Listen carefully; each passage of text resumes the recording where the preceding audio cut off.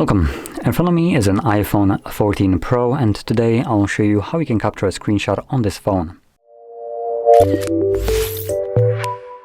So to get started, you will want to open up content that you wish to capture. I'll just say I'm gonna use settings as an example for this.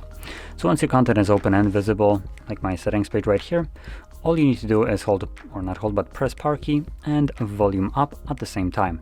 Now normally on Android it's volume down on almost every phone, but iPhone decided to be special and you have instead volume up. So just press both of them and that's it.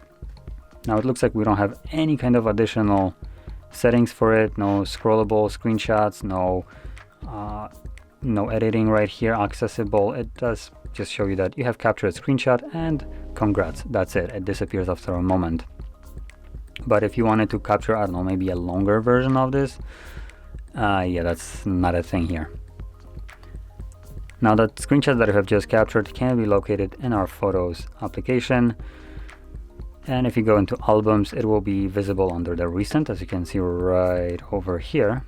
That's the settings page that I have just captured.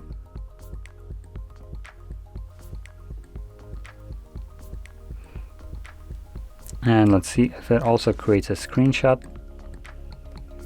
Yep, there we go. We have screenshots folder. And in here you'll locate, or not locate, but you will find only the screenshots that are located on your phone. Additionally, you do also have this button right here to scan for text. Right? There we go. So it finds any kind of text in the screenshots that I have captured. I believe this is also accessible in the photos as well. So there we go. And you could now just select each kind of word from this screenshot, which is a really handy feature, to be honest. But anyway, so if you found this video helpful, don't forget to hit like, subscribe, and thanks for watching.